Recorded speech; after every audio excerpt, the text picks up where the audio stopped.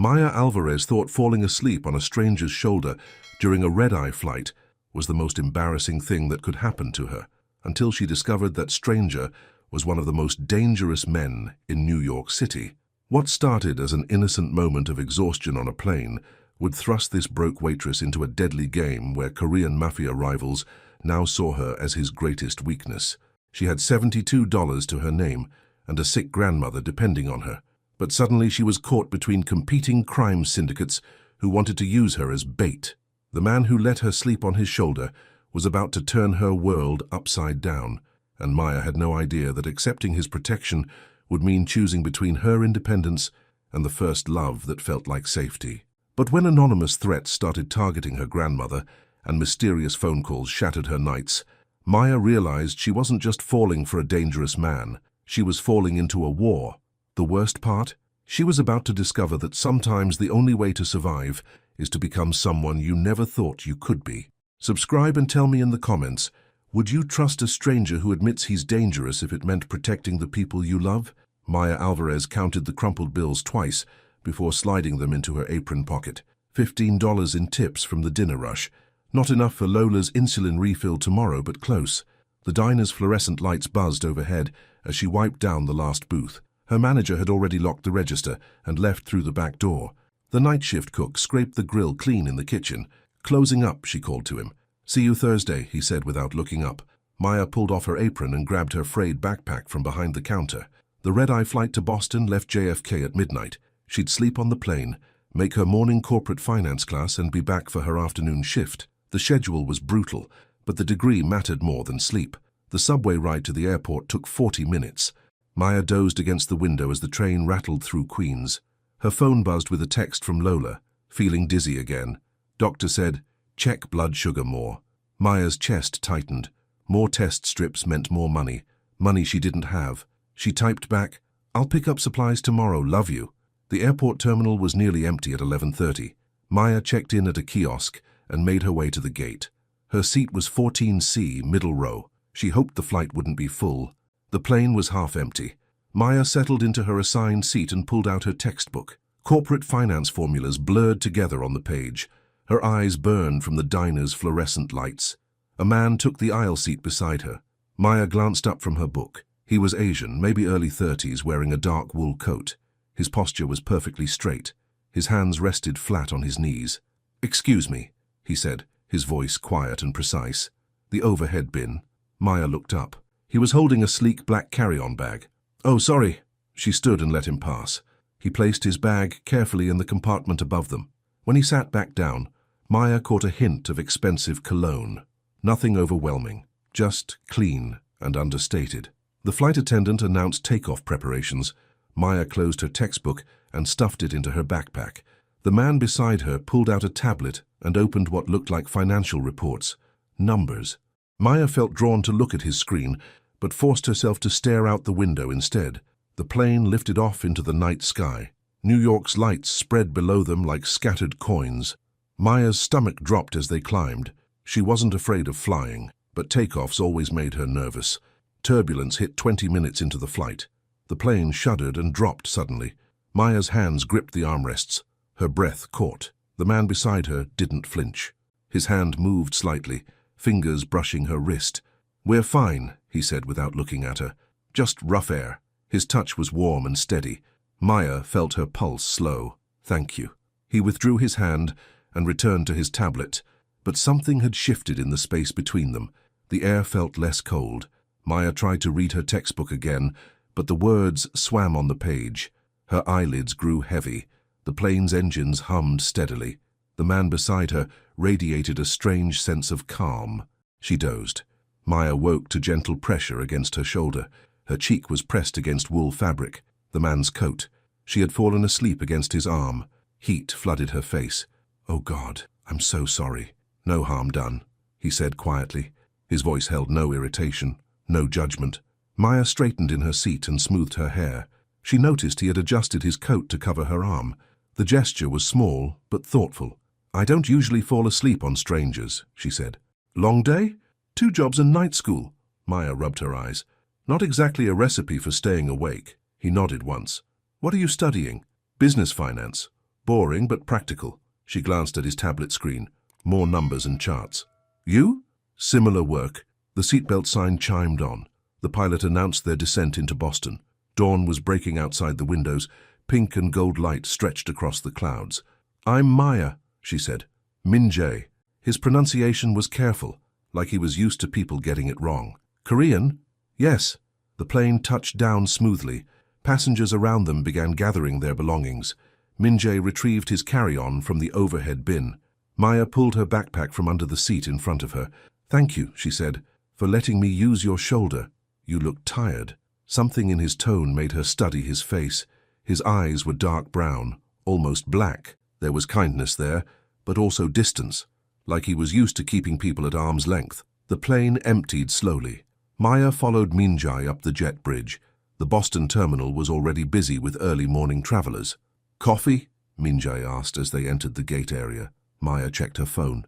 Her class started in 2 hours. She had time. Sure. They found a small cafe near the gate. Min Jae ordered black coffee. Maya got a latte and a blueberry muffin. She was hungrier than she'd realized. So what brings you to Boston? Maya asked. Business meeting. Early one.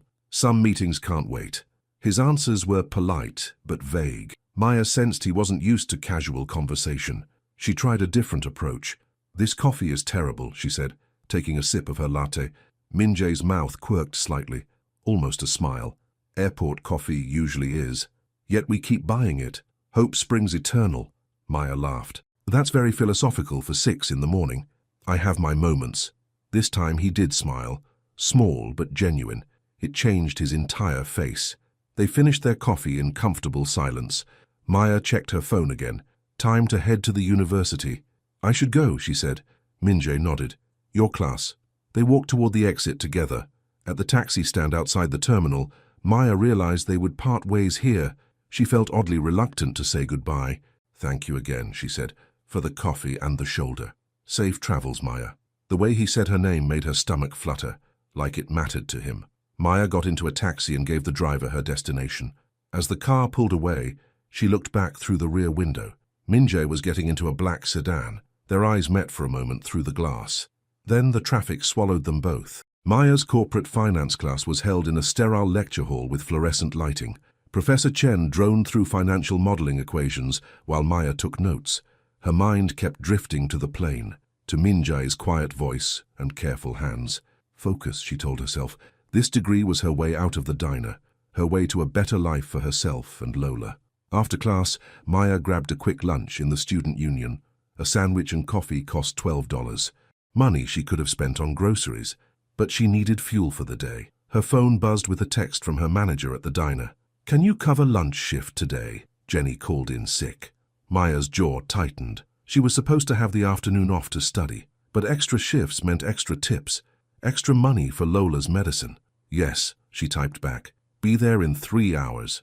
The flight back to New York was delayed by an hour. Maya paced the gate area, checking her phone every few minutes.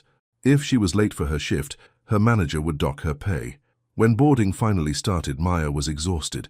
She found her seat and closed her eyes before takeoff. This time, she would not fall asleep on a stranger. The seat beside her remained empty.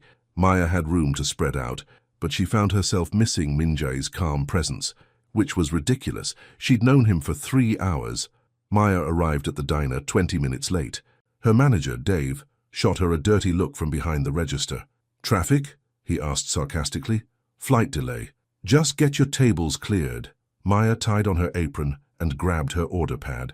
The lunch crowd was in full swing. Business executives grabbed quick meals between meetings. Construction workers wolfed down burgers and fries. She worked on autopilot, taking orders and refilling coffee cups. Her mind was still on the plane, on Min Jae's quiet voice saying her name. Get it together, she told herself. He's just some businessman you'll never see again.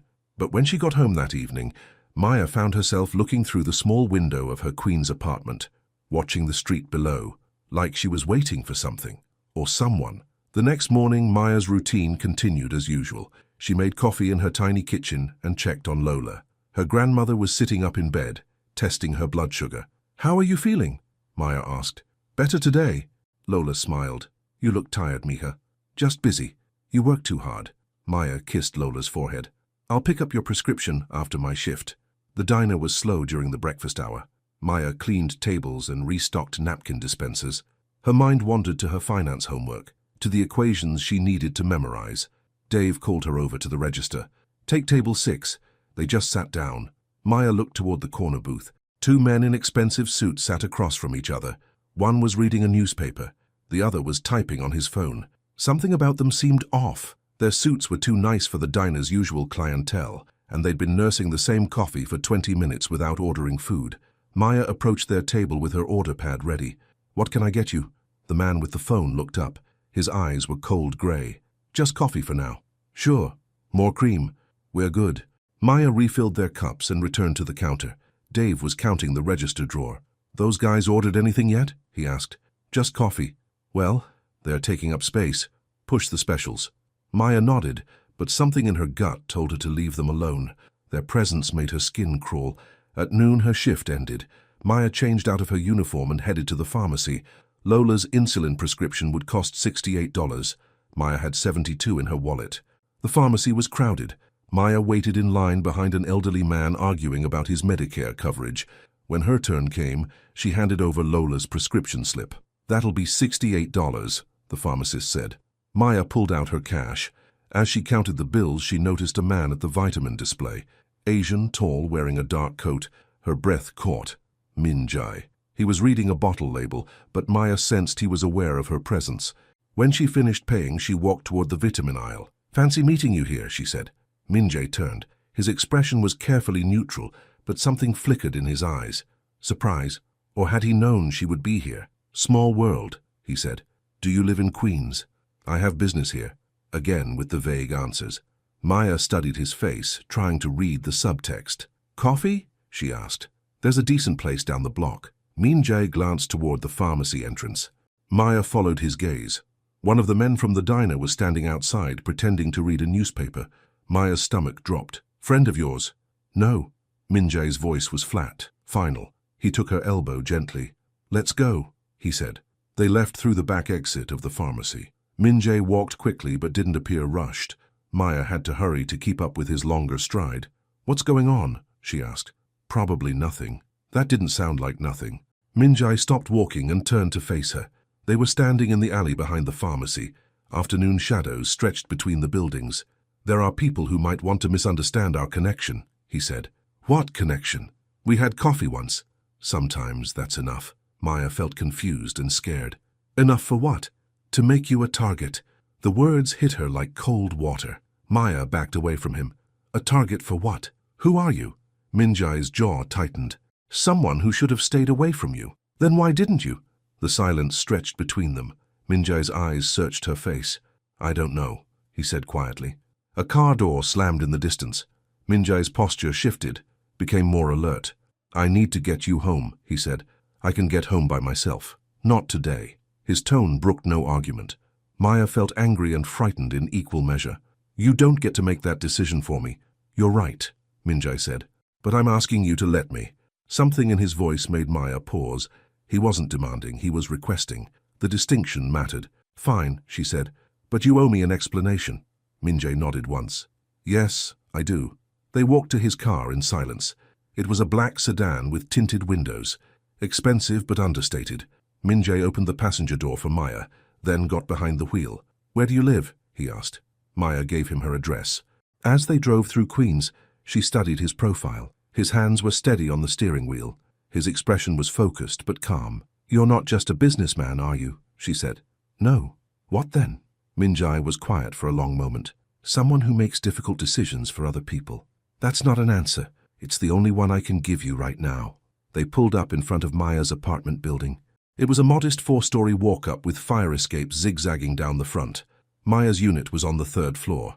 Thank you for the ride, she said. Minjai didn't respond immediately. He was scanning the street, his eyes moving systematically from building to building. Maya, he said finally, if anything feels wrong in the next few days, call me. He handed her a business card. It was expensive stock, cream-colored with black lettering. Just a name and phone number. No company or title. What kind of wrong? Maya asked. Anything, people watching you, phone calls with no one there, strangers asking questions. Maya's chest tightened. You're scaring me. Good. Scared keeps you safe. Maya got out of the car and walked toward her building entrance. At the door, she turned back. Minjai was still sitting in his car, watching her. She climbed the stairs to her apartment, her hands shaking slightly as she unlocked the door. Inside, Lola was watching television in the living room. "How was your day, Mika?" Lola asked. "Fine," Maya said automatically. "I got your insulin." She handed Lola the pharmacy bag and went to her bedroom. Maya sat on her bed and stared at Minjai's business card. Plain white paper with elegant black text. Kwan Minjai. Maya pulled out her phone and did a Google search. Nothing came up except a LinkedIn profile for someone with the same name who worked in international consulting. The photo was too small to tell if it was the same person. She put the card in her nightstand drawer and tried to focus on her homework. Financial modeling equations filled her textbook pages, but Maya's mind kept drifting to Minjai's warning. Scared keeps you safe. What had she gotten herself into? That evening, Maya made dinner for herself and Lola. Chicken and rice with vegetables. Simple and cheap. As they ate, Lola chatted about her doctor's appointment next week. "The nurse said my blood pressure is better," Lola said. "The new medication is working." "That's great, Abuela. You seem distracted tonight." Maya looked up from her plate. Lola's eyes were sharp and knowing. "Just tired," Maya said. "Is there a boy?" Maya almost choked on her rice. "What?" "You have that look, like you're thinking about someone." "There's no boy, Lola." Lola smiled knowingly. "When you're ready to talk, I'm ready to listen." After dinner, Maya helped Lola to bed and did the dishes. The apartment felt too quiet. She checked the locks on the front door twice, then felt ridiculous for doing it. At 10 o'clock, Maya's phone rang. Unknown number. "Hello?" Silence on the other end. After a few seconds, the line went dead. Maya stared at her phone screen. Probably a wrong number or telemarketer. But Minjai's warning echoed in her mind. Phone calls with no one there. 5 minutes later, her phone rang again. Same unknown number. This time, Maya didn't answer. She pulled Minjai's business card from her nightstand drawer and stared at the phone number. Her finger hovered over the call button. "Don't be paranoid," she told herself. "It's just spam calls." But when her phone rang a third time, Maya's hands began to shake. She dialed Minjai's number. He answered on the first ring. "Maya, I think someone's calling me," she said. 3 times in the last 10 minutes. No one talks when I answer. "Where are you?" "Home." "Stay there. Lock your door." The line went dead. Maya rushed to the front door and turned both deadbolts. She checked the windows to make sure they were secure. Then she sat on the couch and waited. 20 minutes later, someone knocked on her door. 3 soft raps. Maya looked through the peephole. Minjai stood in the hallway, his expression serious. She unlocked the door and let him in. "The calls stopped?" he asked. "Yes." Minjai walked to the window and looked down at the street. "Did you see anyone watching the building today?" "No, but I wasn't looking for anyone." "From now on, look." Maya felt fear settle in her stomach. "This is really happening, isn't it?" Minjai turned from the window. "I'm afraid so." "Who are you?" Maya asked. "Really?" Minjai was quiet for a long moment. When he spoke, his voice was careful. "I work with people who prefer to stay in the shadows," he said. "Sometimes that work creates enemies." "What kind of work?" "The kind that keeps other people safe." It wasn't a complete answer, but Maya sensed it was all she would get tonight. "And now these enemies think I'm connected to you?" "Yes, because we had coffee, because we were seen together." Maya sank onto the couch. This was insane. She was a waitress from Queens. She went to night school and took care of her grandmother. She wasn't part of whatever world Minjai inhabited. "What do I do?" she asked. Minjai sat across from her in Lola's favorite armchair. "Be careful, pay attention. Call me if anything feels wrong." "That's it? For now. And if it gets worse?" Something shifted in Minjai's expression. His eyes went hard. "Then I make it stop." The way he said it made Maya's breath catch. There was steel beneath his calm exterior. She sensed he was capable of things she couldn't imagine. "I should go," Minjai said, standing up. "Wait." Maya got to her feet. "What if they call again tonight?" "They won't." "How do you know?" "Because they know I'm here." The implication hung in the air between them. Someone was watching her building. Someone knew Minjai had come here. Maya walked him to the door. In the hallway, Minjai paused. "Maya," he said, "I'm sorry you're caught in this." "It's not your fault." "Yes, it is." His voice was heavy with something that might have been regret. Maya wanted to ask him more questions, but she could see he was already retreating behind his careful walls. "Good night," she said. "Lock the door." Maya watched through the peephole as Minjai walked down the hallway. When she could no longer see him, she engaged both deadbolts and the chain. She checked on Lola, who was sleeping peacefully. Then Maya went to her bedroom and got ready for bed, but sleep felt impossible. Every sound in the building made her jump. At midnight, her phone buzzed with a text message. "You're safe tonight. Sleep." The number was Minjai's. Maya set her phone on the nightstand and pulled the covers up to her chin. For the first time since the phone call started, she felt her pulse slow. Whatever was happening, she wasn't facing it alone. But as she drifted towards sleep, one thought kept circling through her mind. What price would she have to pay for Minjai's protection, and was she prepared to pay it? Maya woke to sunlight streaming through her bedroom window. For a moment she forgot about the phone calls and Minjai's warning. Then reality crashed back. She checked her phone. No missed calls or messages. In the kitchen, Lola was making coffee and humming softly to herself. "Good morning, Mija," Lola said. "You look better. Did you sleep?" "A little." Maya poured herself coffee. "How are you feeling?" "The same, old but stubborn." Maya smiled despite her anxiety. Lola's humor was constant, even when her body was failing. "I have to work the breakfast shift," Maya said. "Will you be okay here? I've been taking care of myself for 62 years. I think I can manage a few more hours." Maya kissed Lola's cheek and gathered her things. Outside her building, she paused to scan the street. A few people walked to work or waited for buses. Nothing seemed unusual. But Maya found herself looking over her shoulder as she walked to the subway. The diner was busy with the morning rush. Maya took orders and served coffee while her mind replayed the previous evening. Minjai's warnings, the silent phone calls, his promise that she was safe. At 10 o'clock, the breakfast crowd thinned out. Maya was wiping down tables when Dave called her over. "Customer in booth 3 wants to talk to you," he said. Maya looked toward the corner booth. A woman in her 50s sat alone, wearing a navy blazer and reading a newspaper. She looked like a businesswoman, not a typical diner customer. Maya approached the table with her order pad ready. "What can I get you?" The woman looked up from her paper. Her eyes were pale blue and calculating. "Maya Alvarez." Maya's stomach dropped. "Who's asking?" "Someone who's concerned about your safety." The woman's voice was smooth and professional. Maya glanced toward the front counter. Dave was busy with the register. "I don't know what you're talking about," Maya said. "Sit down." It wasn't a request. Maya remained standing. "I'm working. This will only take a minute." The woman folded her newspaper and placed it on the table. Maya could see a photograph on the front page. 2 people at an airport. She recognized herself and Minjai. Maya's hands began to shake. "Sit," the woman said again. This time Maya obeyed. She slid into the booth across from the stranger. "Who are you?" Maya asked. "That's not important. What matters is that you understand your situation." "Which is?" "You've become associated with a dangerous man. That association puts you at risk." Maya's voice was steady despite her fear. "From who?" "People who have grievances with Mr. Kwan." Hearing Minjai's name from this stranger's mouth made Maya's chest tighten. "I barely know him," Maya said. "That won't matter to them." The woman pulled a manila envelope from her purse and placed it on the table. "There are 2 ways this can go," she said. "You can cooperate with us, or you can wait for them to find you." "Who is us?" "People who want to see Mr. Kwan removed from the equation." Maya stared at the envelope. "What kind of cooperation?" "Information. Access. A way to get close to him." "You want me to spy on him?" "I want you to survive this." The woman's tone was matter-of-fact, like she was discussing the weather. Maya felt sick. "And if I refuse?" "Then you're on your own."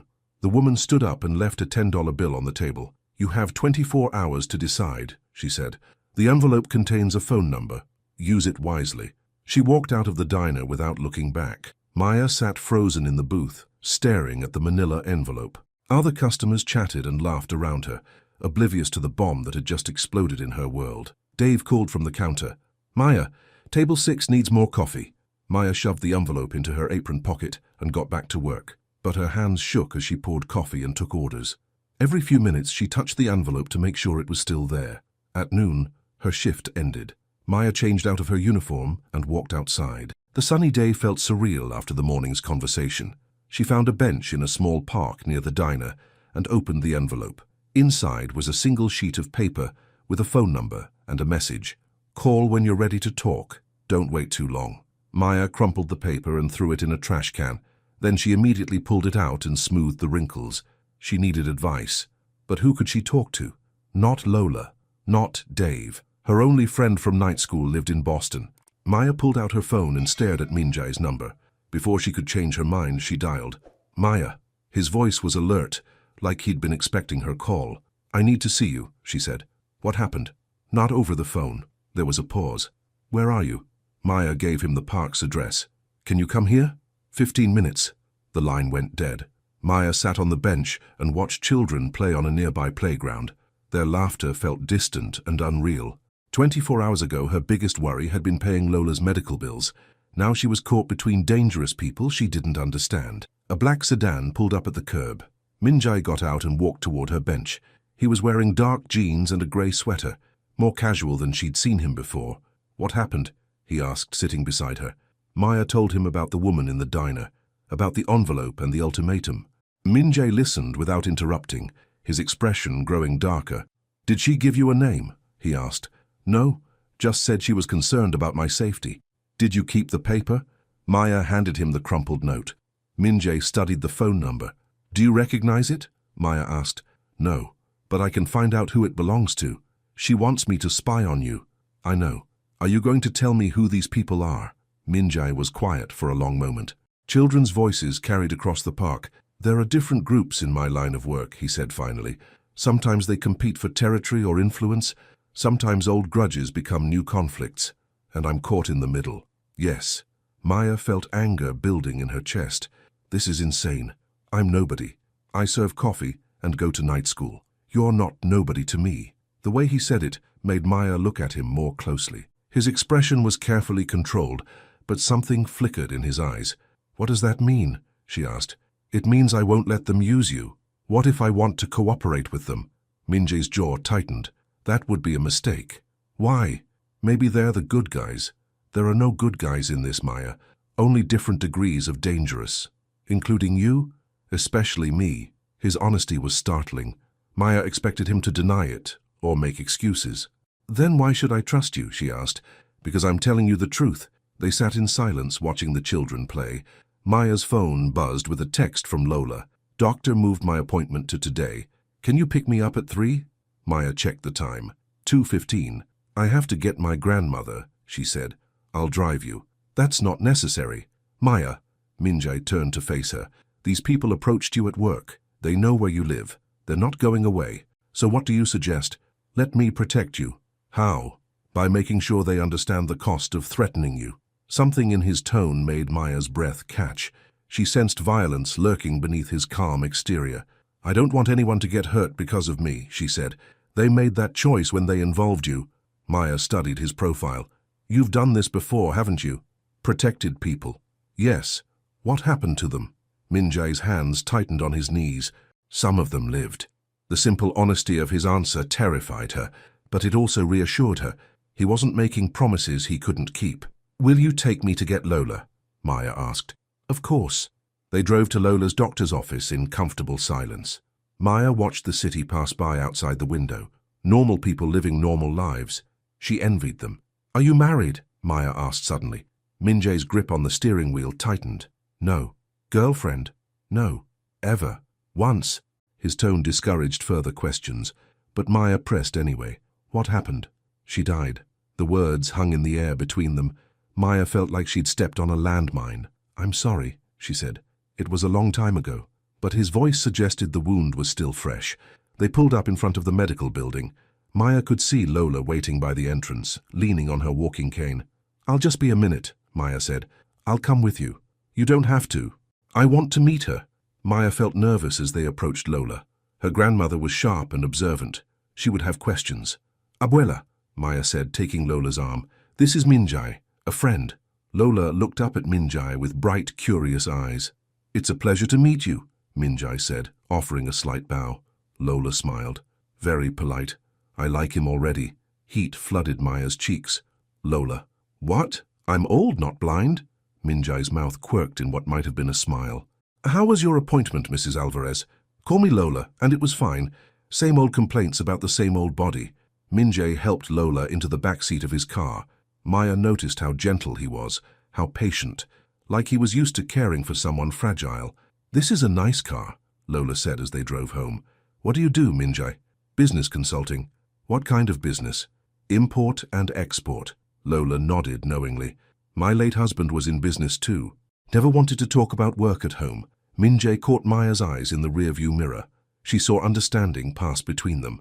When they reached Maya's building, Min-jae helped Lola out of the car. Thank you for the ride, Lola said. Will you come up for coffee? Maya started to decline for him, but Min-jae surprised her. I'd like that. Maya's apartment felt smaller with Min-jae in it.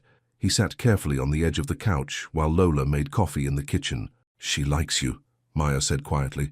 She's protective of you. Very. She raised me after my parents died. Car accident? Cancer. Both of them, 2 years apart. Min-jae's expression softened. I'm sorry. It was a long time ago. Lola stepped in and never complained. She loves you. Yes. Which is why I can't let anything happen to her. Min-jae understood. That's why you need to let me help. Lola returned with 3 cups of coffee on a tray. Her hands shook slightly as she set it down. Are you feeling okay? Maya asked. Just tired. The appointment was long. Maya helped Lola sit in her favorite chair. Min-jae accepted his coffee with a quiet thank you. So, Lola said, studying Min-jae over her cup, how did you two meet? Maya and Min-jae exchanged glances. On a plane, Maya said. Business trip. Romance at 30,000 feet, Lola said with a smile. How modern. Lola, Maya warned. What? I'm just making conversation. Min-jae's phone buzzed. He checked the screen and his expression grew serious. I need to take this, he said, standing up. He went to the kitchen to answer. Maya could hear his voice, but not his words. His tone was clipped and professional. He seems nice, Lola said quietly, but troubled. What makes you say that? His eyes, like he's seen things he'd rather forget. Maya felt a chill. Lola's instincts were usually accurate. Min-jae returned to the living room. I have to go, he said. Business emergency. Of course, Maya said. At the door, Min-jae paused. About that phone number, don't call it. What if they contact me again? Call me instead. And if I can't reach you? Something shifted in Min-jae's expression. You'll be able to reach me. After he left, Maya helped Lola to bed for a nap. Then she sat at her kitchen table and stared at the crumpled paper with the phone number. 24 hours to decide. But decide what exactly? To trust strangers who wanted to use her? Or to trust a man she barely knew who admitted he was dangerous? Maya's phone rang. Unknown number. She let it go to voicemail. A minute later, it rang again. Same number. This time, Maya answered. Hello? Miss Alvarez. It was the woman from the diner. I told you I needed time to think. Time is a luxury you don't have. Have you seen the news today? Maya frowned. What news? Turn on the television. Maya walked to the living room and picked up the remote. She flipped to a local news channel. A reporter stood outside a restaurant in Manhattan. Police cars lined the street behind her. 3 men were found dead in what police are calling an execution-style shooting. Sources say the victims were members of an organized crime syndicate. Maya's blood went cold. Are you watching? The woman asked. Yes. That's the kind of violence that follows Mr. Kwon wherever he goes. How long before it reaches your doorstep? Maya muted the television but kept watching. Crime scene tape, body bags, shattered glass. This wasn't him, Maya said. How can you be sure? Maya wasn't sure, but she couldn't picture Min-jae as a killer. He was protective, not predatory.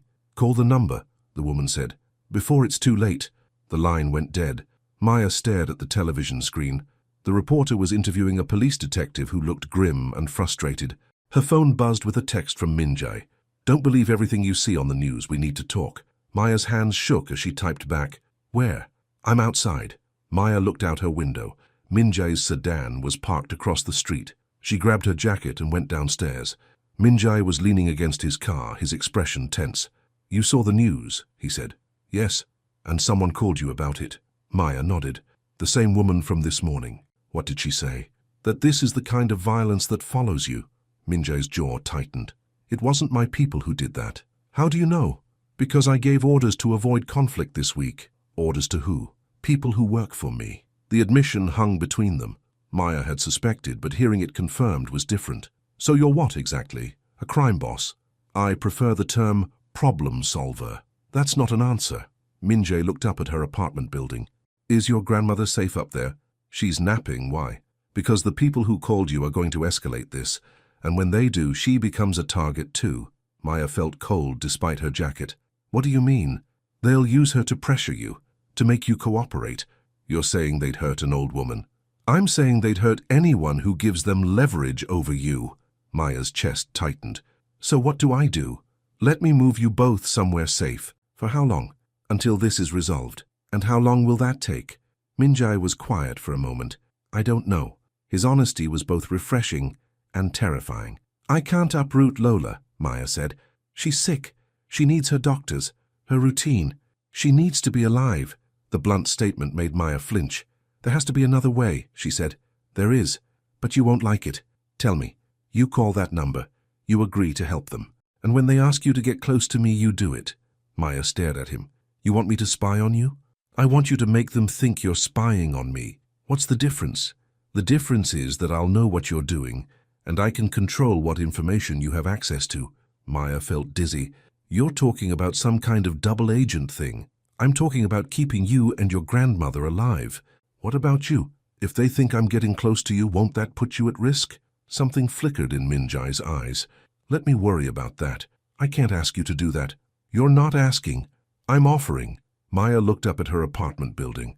Lola was up there, trusting Maya to make the right choice. But what was the right choice when all options led to danger? I need time to think, she said. You don't have time. Then what do you suggest? Minjai pulled out his phone and showed her a text message. Your girlfriend has until midnight to call. After that, we start with the old lady. Maya's knees went weak. When did you get this? 10 minutes ago. From who? A number I don't recognize, but the threat is real. Maya felt trapped, cornered, like a mouse caught between two cats. What happens if I call them? She asked. You tell them you're willing to cooperate. You agree to get information about my operations. And when they ask you to meet me, you say yes. And then? Then we control the narrative. Maya studied Minjai's face. His expression was calm, but she could see tension in his shoulders. Why are you willing to do this for me? She asked. Because it's my fault you're in this situation. That's not a complete answer. Minjai was quiet for a long moment. No, it's not. So what's the complete answer? I don't know yet. His honesty was disarming. Maya felt something shift in her chest. Not quite trust, but understanding. If I do this, she said, I need to know you'll protect Lola. You have my word. The word of someone who admits he's dangerous. The word of someone who keeps his promises. Maya looked up at her building again. In a few hours, Lola would wake up and expect dinner. She would ask about Maya's day and tell stories about her childhood in Puerto Rico. Normal grandmother things. Maya couldn't let that world be destroyed. Okay, she said. I'll call them. Minjai nodded once. Use your own phone. Tell them you've been thinking about their offer. Sound reluctant, but willing. What if they ask me to prove I'm serious? Tell them you need time to get close to me. That you can't just walk up and ask me about my business. And if they don't believe me, they will, because you'll be telling the truth. Maya felt a strange kind of relief. At least now she had a plan, even if it was terrifying. What happens after I call, she asked. We wait for them to contact you again. When they do, we'll be ready. We? You're not doing this alone, Maya. The way he said her name made her stomach flutter. Despite everything, she felt drawn to him, which was probably exactly the wrong reaction to have. I should go up, she said. Lola will be waking up soon. I'll be watching the building tonight. You don't have to do that. Yes, I do. Maya started toward her building entrance, then turned back. Minjai? Yes? That woman you mentioned, the one who died, was she killed because of your work? Minjai's expression went carefully blank. Yes. I'm sorry. So am I. Maya climbed the stairs to her apartment with Minjai's admission echoing in her mind. He had lost someone before, someone he cared about, and now he was risking his safety to protect Maya. The weight of that responsibility felt crushing. In her apartment, Lola was awake and moving slowly around the kitchen. There you are, Lola said. I was wondering where you went. Just getting some air. With Minjai. Maya nodded. He's very kind and very interested in you. Lola. What? I have eyes. The way he looked at you today. Maya felt her cheeks heat. We barely know each other. Sometimes that doesn't matter. Lola started pulling ingredients from the refrigerator. Maya joined her at the counter. Let me help, Maya said. They cooked dinner together in comfortable silence. Rice and beans with plantains. Simple food that reminded Maya of childhood. As they ate, Lola told stories about her day, the other patients at the doctor's office, the new nurse who was too young to know anything, normal conversation that felt precious now. After dinner, Maya helped Lola get ready for bed. Then she sat at her kitchen table and stared at the crumpled paper with the phone number. Midnight was 3 hours away. Maya picked up her phone and dialed. A man answered on the second ring, not the woman from the diner. "Yes? This is Maya Alvarez. I was told to call this number. Hold on." Maya waited, her heart pounding. After a minute, the woman from the diner came on the line. "Miss Alvarez, I was beginning to think you'd made the wrong choice. I've been thinking about what you said." "And?" Maya closed her eyes. "I'm willing to help." "Excellent. Are you free tomorrow morning?" "I work until noon." "Call in sick. This is more important than serving coffee." Maya's jaw tightened at the dismissive tone. "Fine. Meet me at the Central Park Zoo at 10 o'clock. Come alone." "What if Quan suspects something?" "Then you'd better be convincing." The line went dead. Maya set her phone on the table and put her head in her hands. She had just agreed to betray a man who was trying to protect her. Even if it was part of a larger plan, it felt wrong. Her phone buzzed with a text from Minjai. "It's done?" "Yes," she typed back. "Zoo tomorrow at 10. I'll be there. They said to come alone. You will be alone, but I'll be watching." Maya felt some of her anxiety ease. She wasn't truly alone in this. She got ready for bed and tried to focus on her homework. Financial modeling equations filled the pages of her textbook, numbers and formulas that made sense, unlike the rest of her life. At 11:30, Maya looked out her window. Minjay's car was parked across the street. She could see his silhouette in the driver's seat. He was keeping watch, protecting her, even when she couldn't see him. Maya pulled the curtains closed and got into bed. Tomorrow she would start lying to dangerous people. The thought terrified her. But Minjai had promised to keep her and Lola safe, and despite everything, Maya believed him. She had to. Maya woke before her alarm. Grey morning light filtered through her bedroom curtains. For a moment she lay still and listened to the normal sounds of her building. Water running through pipes, footsteps in the hallway, a television playing too loudly next door. Today, she would walk into Central Park and lie to people who could hurt her grandmother. Maya got dressed carefully, jeans and a sweater. Nothing that looked like she was trying too hard. She needed to appear reluctant, but willing. In the kitchen, Lola was already awake and making breakfast. "You look nervous, Mija," Lola said.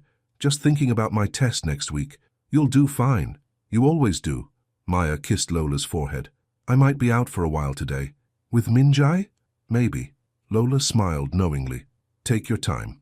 Maya felt guilty for the deception, but keeping Lola safe meant keeping her ignorant. At 9:30, Maya called in sick to the diner. Dave sounded annoyed but didn't argue. The breakfast shift was slow anyway. Maya took the subway to Central Park. The zoo was crowded with tourists and families. She found a bench near the entrance and waited. At exactly 10 o'clock, the woman from the diner appeared. Today she wore dark jeans and a black jacket, trying to blend in. "Walk with me," the woman said. They moved through the zoo slowly, past exhibits of sea lions and polar bears. Maya kept her hands in her pockets to hide their shaking. "Have you made contact with Quan since yesterday?" the woman asked. "He drove me to my grandmother's doctor appointment." "Good. He's showing interest. What kind of information do you want?" "His schedule, who he meets with, any mention of business dealings." Maya nodded. "That might take time. He's not exactly talkative." "Then make him talkative." "How?" The woman stopped walking and faced Maya. "You're an attractive woman. Use that." Maya's stomach turned. "You want me to seduce him? I want you to get close enough to learn something useful. And if he figures out what I'm doing, then you'd better hope we find you before he does." The casual threat made Maya's blood cold. She forced herself to nod. "How do I contact you?" Maya asked. The woman handed her a burner phone. "This only calls one number. Use it when you have something to report." "How often?" "Every few days. If you go too long without contact, we'll assume you've been compromised." Maya slipped the phone into her jacket pocket. "Compromised how? Dead or turned?" The blunt answer made Maya flinch.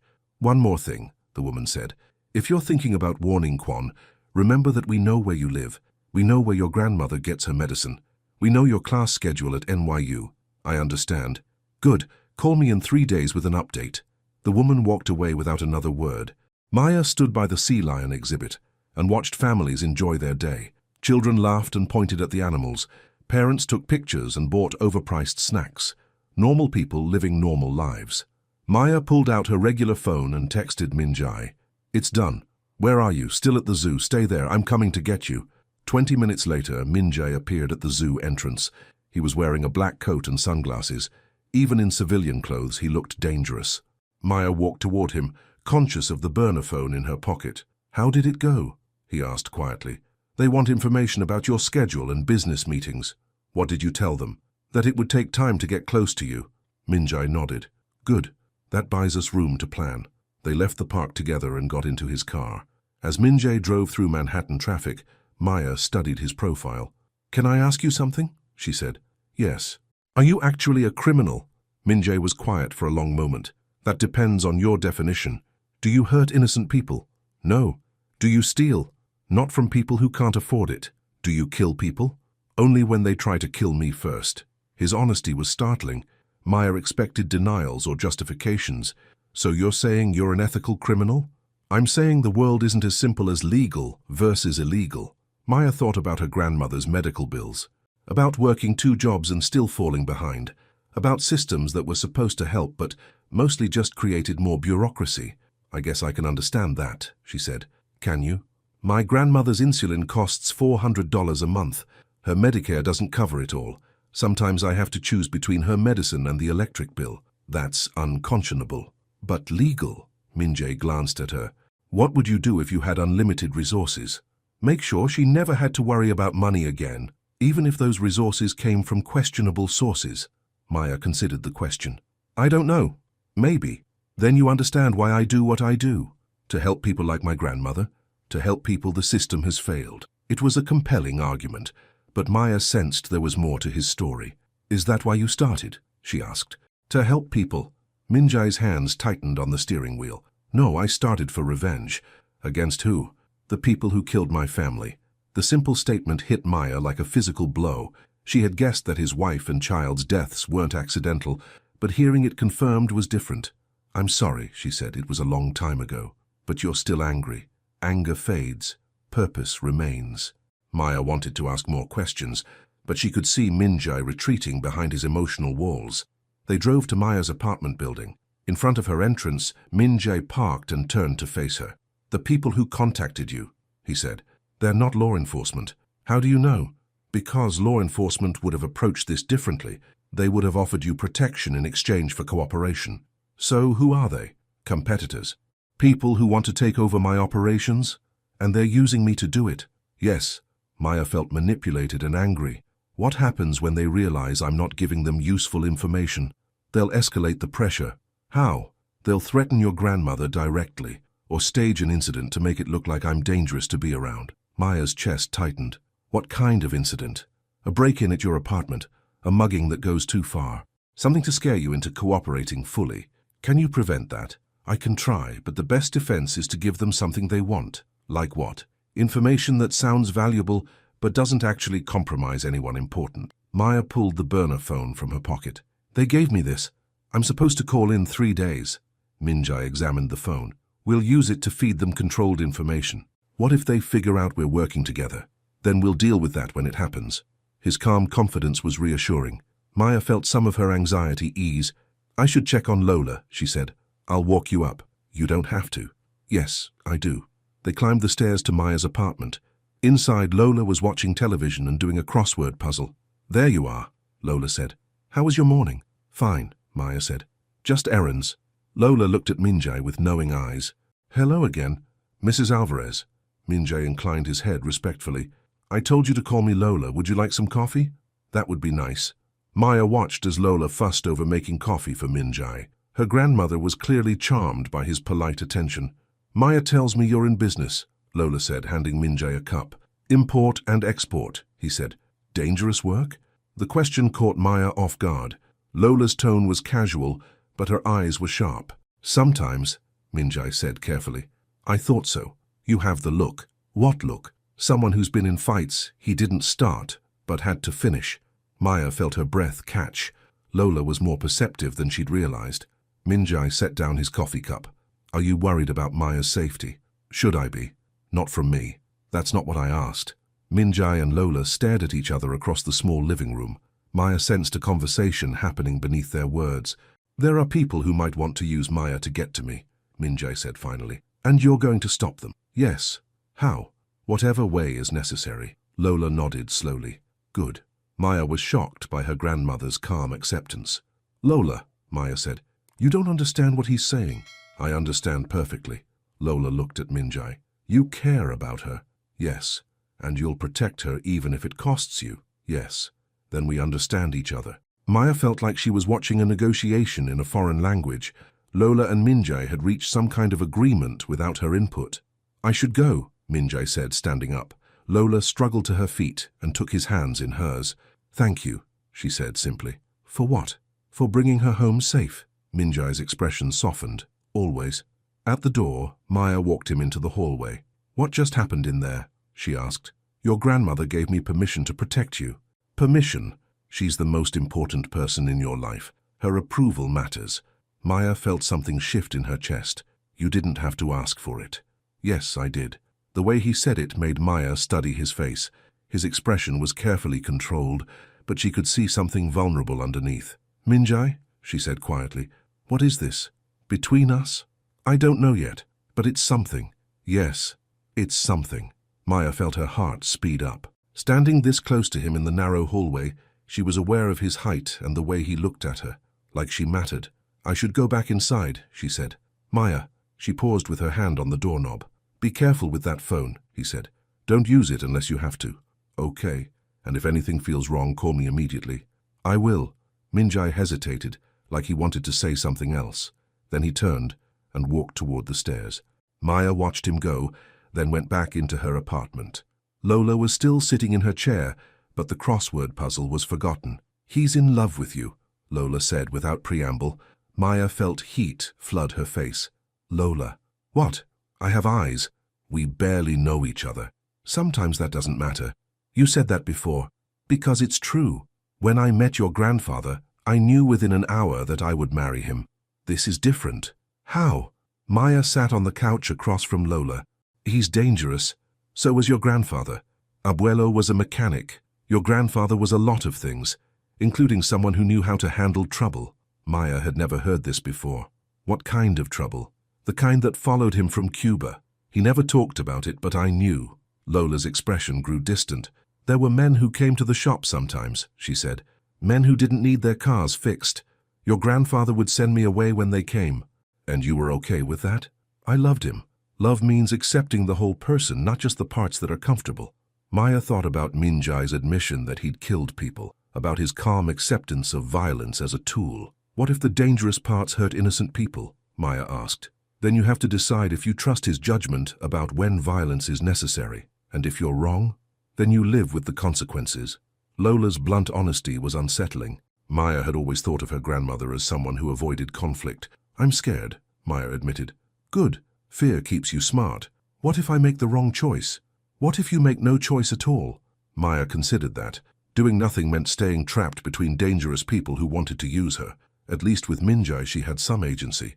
I think I care about him too, Maya said quietly. I know you do. How? The way you look at him. Like he's the answer to a question you didn't know you were asking. Maya felt tears prick her eyes. Everything was happening so fast. A week ago her biggest concern was paying bills. Now she was falling for a man who might be a killer. What should I do? Maya asked. Follow your instincts. My instincts are confused, Lola smiled. Then follow your heart.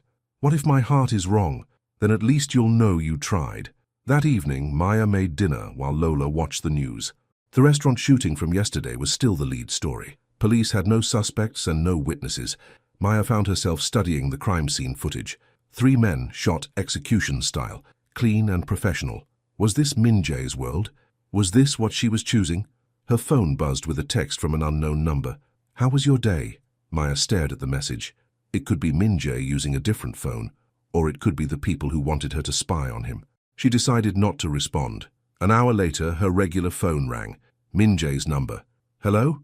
Are you all right? He asked. You sound tense. Someone texted me from an unknown number, asked how my day was. What did you say? Nothing. Good. They're testing to see if you'll communicate through unauthorized channels. Is this going to be my life now? Analyzing every phone call and text message? For a while, Maya felt exhausted by the prospect. How do you live like this? Carefully. Don't you want something normal? A regular job, a house in the suburbs, kids? Minjae was quiet for a long moment. I had that once. With your wife? Yes. What was she like? Kind, patient. She believed I could be better than I was. Was she right? I don't know. I never got the chance to find out. Maya heard pain in his voice. Old grief that still cut deep. I'm sorry, she said. It's not your fault.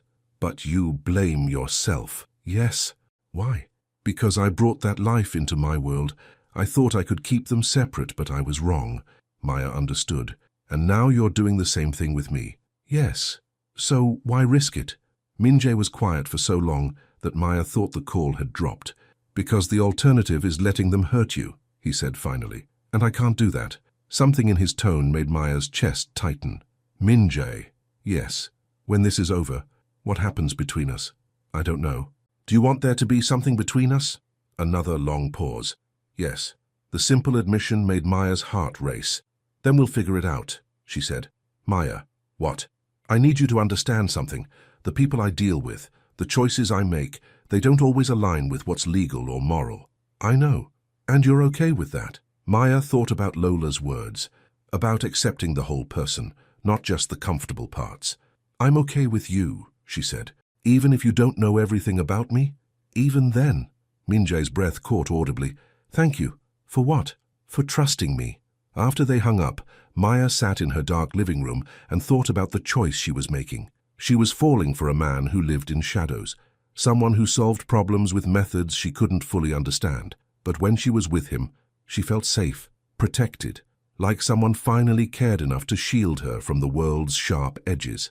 Maya checked on Lola, who was sleeping peacefully. Then she went to her bedroom and pulled out her textbook. Financial modeling equations filled the pages, numbers that made sense in a world that increasingly didn't. She studied until midnight, trying to focus on normal things, but her mind kept drifting to Minjae's voice when he admitted he wanted something between them. Maya fell asleep with the textbook open on her chest and her phone within reach, ready to call for help if the dangerous people in her life decided to escalate their game. The next morning brought news that made Maya's blood run cold. Her elderly woman in Flushing had been mugged outside her pharmacy, same age as Lola, same routine of picking up medication. The woman was in the hospital with a broken hip and a concussion. Maya called Minjae immediately. Did you see the news? She asked. Yes. Was that a message? Probably. For me or for you? Both. Maya felt sick. They're willing to hurt innocent people to make a point. Yes. What do? We move faster than planned. How? Tonight, you're going to call them with information. What information? That I've asked you on a date. Maya's stomach fluttered despite the circumstances. Have you? Would you like me to? Yes. Then consider yourself asked. This is crazy. Completely. But we're doing it anyway. Yes. Maya closed her eyes. Okay. When and where? Dinner tomorrow night. Somewhere public but intimate. Somewhere we could talk privately if we wanted to. Any suggestions? There's a restaurant in Little Italy. Romano's. Small, quiet. Good food. What do I tell them? That I asked you out after driving you home from your grandmother's appointment? That you said yes because you're curious about me? And if they ask what we talked about? Tell them I was evasive about my work, but seemed interested in your studies. They'll want more than that eventually. Eventually isn't tonight. Maya felt nervous and excited in equal measure. A real date with Minjae. Even if it was part of a larger deception, the prospect made her heart race. What should I wear? She asked. Something that makes you feel confident. Not something that makes me look attractive.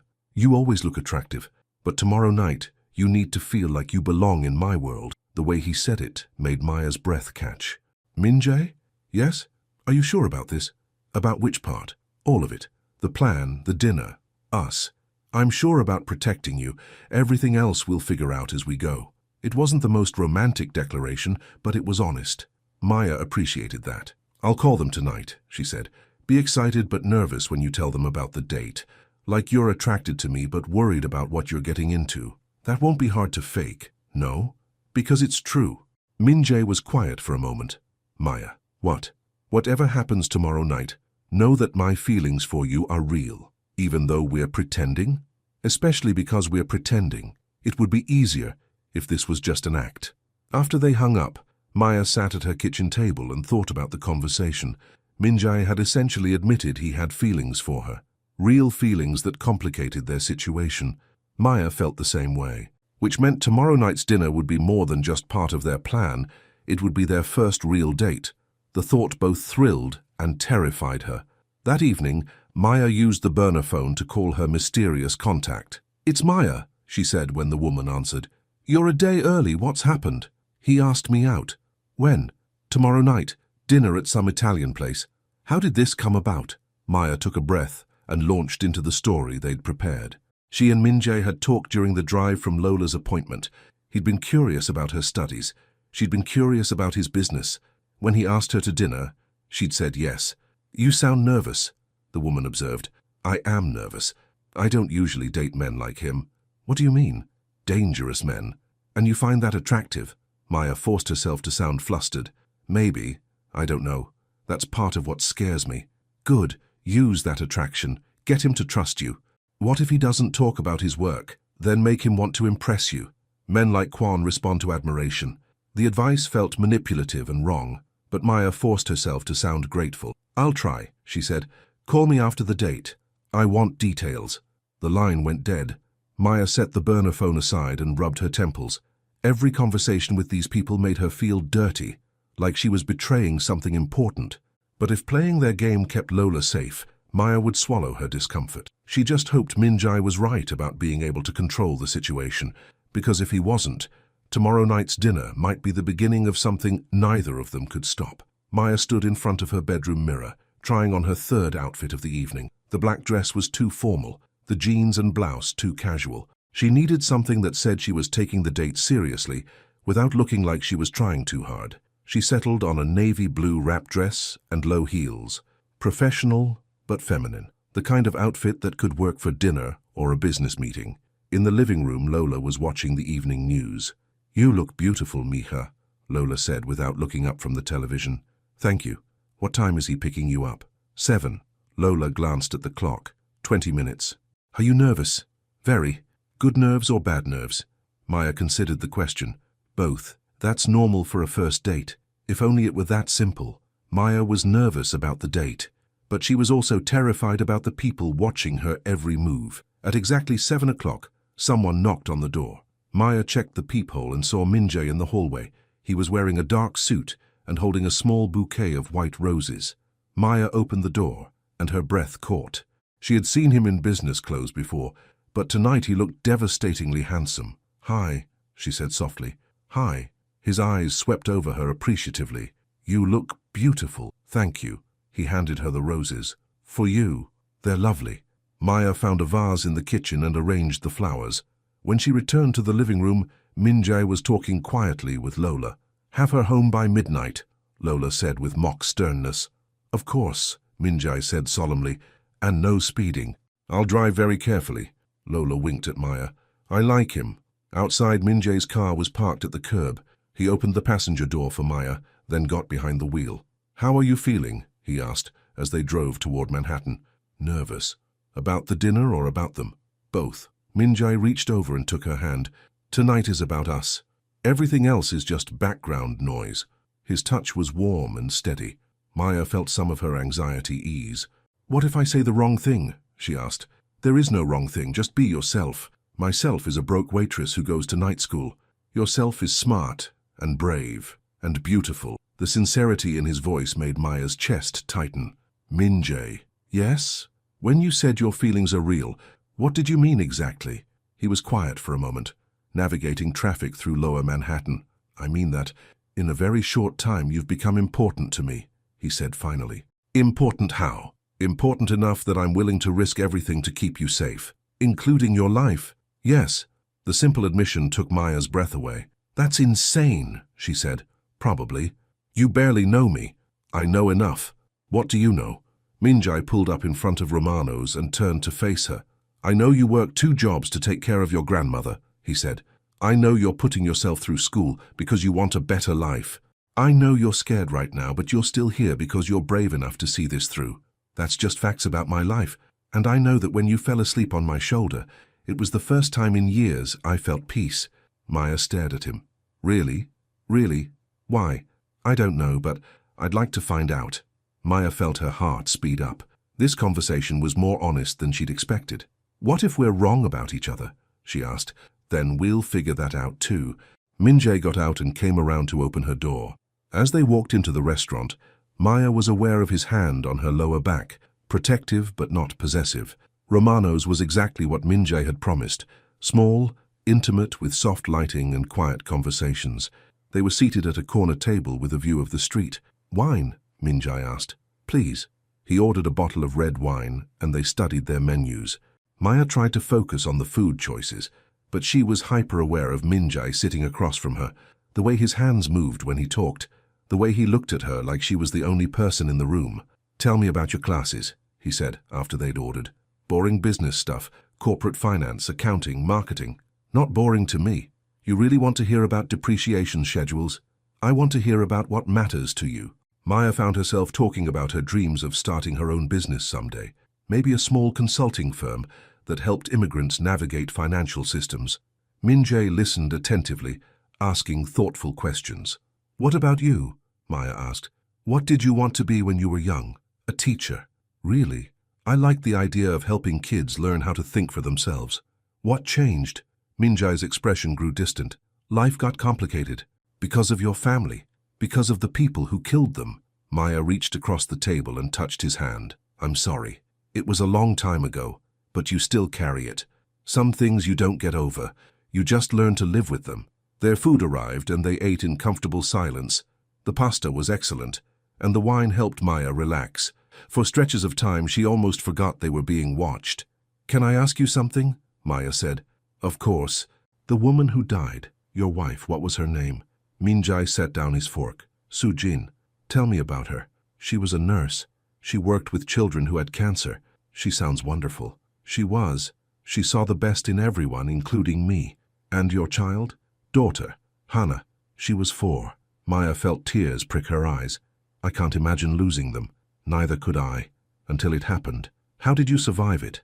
"Anger, and then later, purpose." "The purpose being revenge?"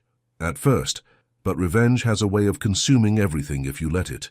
"So you found a different purpose?" "I try to make sure other families don't go through what I did." "By doing what you do?" "By removing threats before they can hurt innocent people." Maya studied his face. "Is that how you see yourself? As someone who protects innocence?" "It's how I try to see myself." "And the people who want me to spy on you, who are they protecting?" Minjae's jaw tightened. "Their own interests, at the expense of people like my grandmother." "Yes. So in a way, this is about them versus you, and I'm caught in the middle." "I'm afraid so." Maya sipped her wine and considered this. "What happens if they win?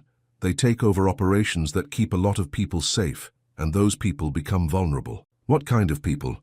"Immigrants who need protection from gangs that prey on them, small business owners who can't afford security, families in neighborhoods the police have given up on." It wasn't the answer Maya had expected. "You're saying you're like a private security force?" "Among other things." "What other things?" "Things I'd rather not discuss over dinner." Maya nodded. She understood there were limits to what he could tell her. "Can I ask you something personal?" she said. "Haven't you been asking personal questions all evening?" "True, but this is different." "Go ahead. Are you attracted to me because I remind you of her? Of Sujin?" Minjae was quiet for a long moment. "No. No. You're nothing like her." Sujin was gentle and trusting. She believed in the goodness of people. "And I don't?" "You've been hurt too much to be that naive. You're stronger than she was, more suspicious, better able to take care of yourself." "Is that what attracts you?" "That's part of it." "What's the other part?" Minjae leaned forward slightly. "The way you look at me like you see who I really am, not who I pretend to be." "And who are you really?" "I'm still figuring that out." Maya felt her heart race. The conversation was moving into dangerous territory, emotional territory that made their situation more complicated. "Minjae." "Yes? I need to tell you something." "What?" "I think I'm falling for you." His breath caught. "Maya, I know it's crazy. I know we barely know each other, but I can't help how I feel. This complicates things. I know. If you have feelings for me, it makes it harder to walk away if this goes badly." "I know that too." Minjae reached across the table and took her hand. "I'm falling for you too." "Really? Really? Even though it's a terrible idea?" "Especially because it's a terrible idea." Maya laughed despite herself. "We're both insane, probably. But we're doing this anyway." "Yes, The waiter brought their check and Minjae paid cash. As they walked back to his car, Maya was aware of every point where their bodies touched, his hand on her back, their arms brushing as they walked. "Where to now?" Minjae asked as they got in the car. "I should go home, check on Lola." "Of course."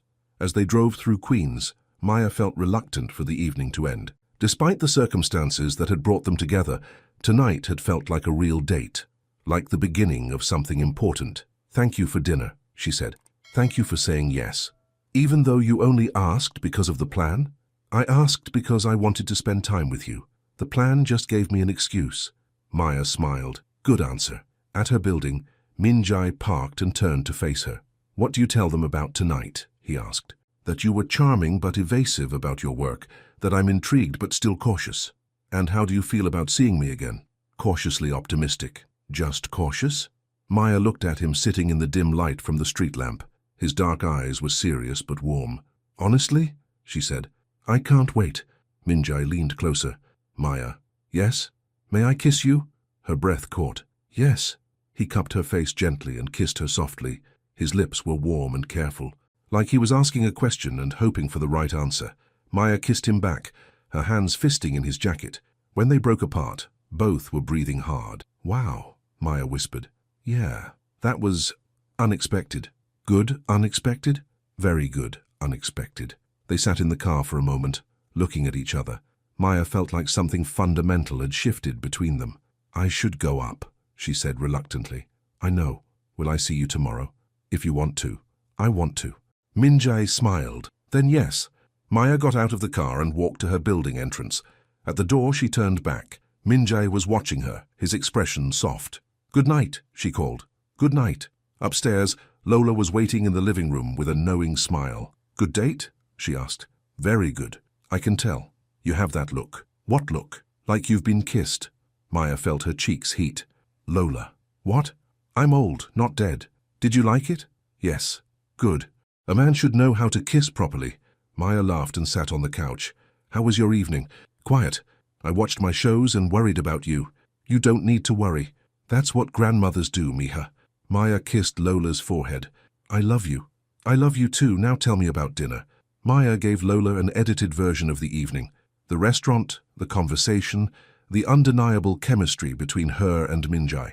"He sounds like a good man," Lola said. "I think he is. But his life is complicated. Most interesting lives are." "This is more than complicated, Lola. This is dangerous." Lola studied Maya's face. "Are you in love with him?" "I think so." "Then the danger doesn't matter." "Of course it matters. Not if you trust him to keep you safe. And if I'm wrong about trusting him, then you'll learn from the mistake. But Mija, some risks are worth taking." Later that night, Maya lay in bed and replayed the evening. The conversation, the kiss, the way Minjae looked at her like she was precious. She was falling in love with him, despite the circumstances, despite the danger, despite barely knowing him. It was terrifying and wonderful at the same time. Maya's phone buzzed with a text from Minjae. "Sweet dreams." She smiled and typed back, "You too." "Maya?" "Yes." "Tonight was perfect. Even though we're pretending, we weren't pretending." Maya stared at the message. He was right. Whatever else was happening, their feelings for each other were real. "No," she typed back, "we weren't." The next morning, Maya called the burner phone to report on her date. She told the woman about the dinner, about Minjae's evasiveness regarding his work, about her growing attraction to him. "He likes you," the woman said. "I think so. Use that. Get him to open up. What if he doesn't want to talk about business? Then make him want to impress you. Ask about his success, his power, his influence. Men like that can't resist showing off." The advice felt manipulative, but Maya forced herself to sound interested. "When should I see him again?" Maya asked. "Soon. Strike while the iron is hot." "He mentioned wanting to show me some places in the city." "Perfect. Public places where he feels comfortable talking." After the call, Maya felt dirty. She was lying to dangerous people about a man she was falling in love with. The deception was eating at her, but when Minjae called later that morning, all her doubts faded. "Good morning," he said, and she could hear the smile in his voice. "Good morning. How did you sleep?" "Better than expected." "You?" "The same."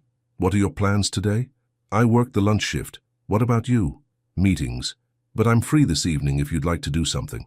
"What did you have in mind?" "I could show you some places in the city." places that matter to me. Maya's chest tightened. I'd like that. Pick you up at 7? Perfect. After they hung up, Maya sat at her kitchen table and thought about the evening ahead. She would be gathering information for people who wanted to hurt Minjai, but she would also be spending time with someone she cared about. The contradiction was tearing her apart. Maya went to work and tried to focus on normal things, taking orders, serving coffee, making small talk with customers. But her mind kept drifting to Minjai and the impossible situation they were in. At 3 o'clock her shift ended. Maya was changing out of her uniform when Dave called her over. "Someone's here to see you," he said. Maya looked toward the front of the diner. A man in an expensive suit was sitting in a corner booth. Not the woman from before, but someone new. Maya approached the table cautiously. "Maya Alvarez?" the man asked. "Yes. Sit down. We need to talk." Maya remained standing. "About what?" "About the choice you're going to make tonight." "I don't know what you mean." The man pulled out a tablet and showed her a photograph. It was a picture of Minjai's car outside her building last night. "You're getting close to him," the man said. "That's good, but we need results. It's only been one date, and tonight you'll have another chance. We want you to ask him about his business directly. That might make him suspicious. Then be clever about it. Use your feminine charms." Maya's jaw tightened. "And if he doesn't tell me anything?" The man showed her another photograph. This one was of Lola at the pharmacy, taken with a telephoto lens. "Then we'll motivate him differently." Maya's blood ran cold. "You're threatening my grandmother." "I'm explaining your situation. You have one job. Get us information about Kwan's operations. If you fail, there will be consequences." "What kind of consequences?" "The kind that put elderly women in the hospital." Maya felt sick. "You're monsters. We're businessmen, and you're going to help us conduct business." The man stood up and left money on the table. "Enjoy your evening," he said, "and remember what's at stake." After he left, Maya sat in the empty booth and tried to control her shaking hands. These people were willing to hurt Lola to get what they wanted. The elderly woman in Flushing hadn't been a random mugging. It had been a demonstration. Maya pulled out her phone and called Minjai. "We have a problem," she said when he answered. "What happened?" "They just escalated the threat against Lola." "Where are you?" "The diner." "Stay there. I'm coming to get you." 20 minutes later, Minjai walked into the diner. His expression was grim as he sat across from Maya in the booth. "Tell me exactly what happened," he said. Maya recounted the conversation with the man, about the photographs, about the direct threat against Lola, about their demand for immediate results. "They're getting impatient," Minjai said. "What do? We give them what they want. Information about your business. Information that sounds valuable, but doesn't compromise anyone important." "Like what?" "Meeting locations, security protocols, names of people who don't actually exist." Maya stared at him. "You're talking about an elaborate deception. I'm talking about protecting the people I care about, including me, especially you." Maya felt torn. "But what if they find out we're lying? Then we deal with that when it happens. And if they hurt Lola in the meantime?" Minjai's expression hardened. "They won't." "How can you be sure?" "Because I'm going to make sure they understand the cost of threatening her." Something in his tone made Maya's blood chill. "What does that mean?" "It means I'm going to have a conversation with some people." "What kind of conversation?" "The kind that ends with them leaving you and your grandmother alone." Maya studied his face. "You're talking about violence." "I'm talking about protection." "By hurting them?" "By making them understand that hurting you would be a fatal mistake." The casual way he spoke about violence should have terrified her. But instead, Maya felt protected, like someone was finally willing to fight for her. "When?" she asked. "Tonight, after our date." "Date? We're still going to spend the evening together. They'll be watching, and we need to maintain the fiction." "So I should still ask you about your business?" "Yes, and I'll tell you just enough to keep them interested." Maya felt overwhelmed by the complexity of their situation. "This is getting out of hand." "Yes, it is." "Are you sure we can control it?" "I'm sure I can protect you." "That's not the same thing." "No, but it's all I can promise right now." Maya looked at Minjai sitting across from her. His dark eyes were serious, but warm. Whatever else was happening, she trusted him. "Okay," she said. "Let's do this." "You're sure?" "I'm sure about you." Something shifted in Minjai's expression. "Maya." "What?" "After tonight, things are going to change. This won't be a game anymore." "What will it be?" "A war." The word hung between them like a physical presence. Maya felt scared and exhilarated at the same time. "And we'll win," she asked. "We'll survive, that's all I can guarantee." Maya reached across the table and took his hand. "Then let's go to war." Minjai's fingers tightened around hers. Together, together. As they left the diner hand in hand, Maya felt like she was crossing a line she couldn't uncross. After tonight, there would be no going back to her normal life. But looking at Minjai walking beside her, Maya realized she didn't want to go back. She wanted to move forward, with him, whatever that meant, even if it meant war. Epilogue. 6 months later, Maya woke to sunlight streaming through floor-to-ceiling windows and the smell of coffee brewing in the kitchen. She stretched languidly in the king-sized bed, still amazed that this was her life now. The penthouse apartment overlooked Central Park. Minjai had bought it after the dust settled from their war with his competitors, a place where they could start fresh, away from the memories of violence and deception. Maya got up and pulled on one of Minjai's shirts. It was enormous on her, but she loved being surrounded by his scent. In the kitchen, she found Minjai making breakfast. He was wearing dark jeans and no shirt, and Maya took a moment to appreciate the view. "Good morning," she said, wrapping her arms around his waist from behind. "Good morning." He turned in her arms and kissed her softly. "Sleep well? Like the dead? No nightmares?" "Not for weeks." The nightmares had been bad for a while after everything ended. Images of violence, of threats against Lola, of the night Minjai had disappeared for hours to have conversations with their enemies. Maya never asked for details about those conversations. She didn't want to know. All she knew was that afterward, the threats stopped. The mysterious phone calls ended. The people who had tried to use her simply vanished from her life. "Coffee?" Minjai asked. "Please." He poured her a cup, and they sat at the breakfast bar overlooking the park. Maya had finished her degree 2 months ago and started working for a non-profit that helped immigrant families navigate financial systems. It was exactly what she'd dreamed of doing. "What time does Lola get here?" Minjai asked. "Noon. She's excited about lunch at that new place." Lola had moved into the building's guest apartment after her health scare 3 months ago. Maya worried about her living alone, and Minjai had quietly arranged for the best medical care money could buy. "She's feeling better?" he asked. "Much. The new cardiologist thinks she has at least 10 good years left." "Good. I like having her close." It was true. Minjai and Lola had developed an unlikely friendship. He consulted her on everything from business decisions to what flowers to plant on the terrace.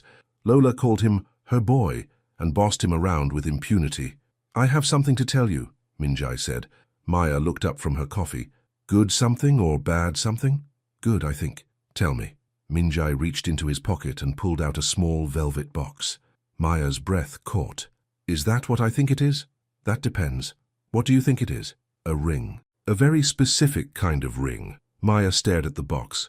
They had talked about marriage in general terms, but this felt sudden. "Minjai, I know it's fast. I know we've only been together 6 months. But Maya, I've never been more sure of anything in my life. You want to marry me? I want to spend the rest of my life with you. I want to wake up next to you every morning and fall asleep holding you every night. Even though I know all your secrets now? Especially because you know my secrets." It was true. Over the past 6 months, Minjai had told Maya everything. About his business, about the people he worked with, about the difficult choices he sometimes had to make. Maya didn't love all of it, but she understood it. More importantly, she trusted his judgment. "Open it," Minjai said quietly. Maya took the box with trembling hands. Inside was a simple solitaire diamond on a platinum band, elegant and understated. "Perfect. It's beautiful," she whispered. "Maya Alvarez." Minjai slid off his stool and got down on one knee. "Will you marry me?" Maya looked at him kneeling in their kitchen, his dark eyes full of hope and love. 6 months ago, she had been a waitress worried about paying bills. Now she was being proposed to by a man who had turned his entire world upside down to protect her. "Yes," she said. "Yes, of course, yes." Minjai's smile was brilliant as he slipped the ring onto her finger. Then he stood up and kissed her deeply, lifting her off her feet. "I love you," he said against her lips. "I love you too." They held each other in the morning light, and Maya felt a peace she had never experienced before. After months of danger and uncertainty, they had found their way to safety, to love, to home. "When do you want to have the wedding?" she asked. "Tomorrow?" Maya laughed. "I think Lola might want more notice than that. Next month? Let's aim for spring. Give us time to plan something beautiful. As long as you're there, it will be beautiful." Maya looked at the ring sparkling on her finger. I can't believe this is real. Which part? All of it. Us. This life. The fact that we survived everything that happened. We did more than survive. We won. Did we? We're together. We're safe. We're free to build whatever life we want. If that's not winning, I don't know what is. Maya thought about the woman she had been 6 months ago, scared, struggling, protecting Lola while juggling work and school. That woman would never have imagined this life was possible. What are you thinking about? Minjai asked. How much everything has changed. Do you miss your old life? Maya considered the question. I miss the simplicity sometimes, but I don't miss the fear. What fear? The constant worry about money, about Lola's health, about whether I'd ever have something more than just survival. And now I have everything I ever wanted, and some things I didn't know I wanted. Like what? Like someone who would risk everything to keep me safe. Like a love that feels like coming home. Minjai's expression grew soft. You are my home, Maya. You're mine too. They finished breakfast and got dressed for the day. Maya had plans to meet her study group from school, and Minjai had meetings with his legitimate business partners. He had been gradually transitioning his operations to legal enterprises, though Maya suspected it would take years to completely clean house. As they waited for the elevator, Maya caught sight of their reflection in the mirrored wall. They looked like any other successful couple, young professionals heading out to conquer the day. No one would guess the violence and deception that had brought them together. Any regrets? Minjai asked, noticing her reflection in the mirror. None. Not even about the way we met. Especially not about the way we met. The elevator arrived, and they rode down together in comfortable silence. In the lobby, Minjai kissed her goodbye. See you tonight? He asked. Always. Maya walked out into the bright spring morning and felt gratitude wash over her. She had a job she loved, a family that was healthy and safe, and a man who loved her completely. The ring caught the sunlight as she hailed a taxi. Maya smiled and held up her hand to admire it. Mrs. Kwan Minjai. She liked the sound of that. As her taxi pulled away from the curb, Maya saw Minjai getting into his car. He caught her eye through the window and smiled. 6 months ago, she had fallen asleep on a stranger's shoulder on a red-eye flight. Today, she was engaged to that stranger and planning a life she had never dared to dream. Maya settled back in her seat and watched the city pass by outside her window. Ordinary people living ordinary lives. She had been one of them once. Now she was something else entirely. She was loved, she was protected, she was home. And that was worth every risk they had taken to get here. Maya looked at her engagement ring one more time and smiled. They were finally safe. The end.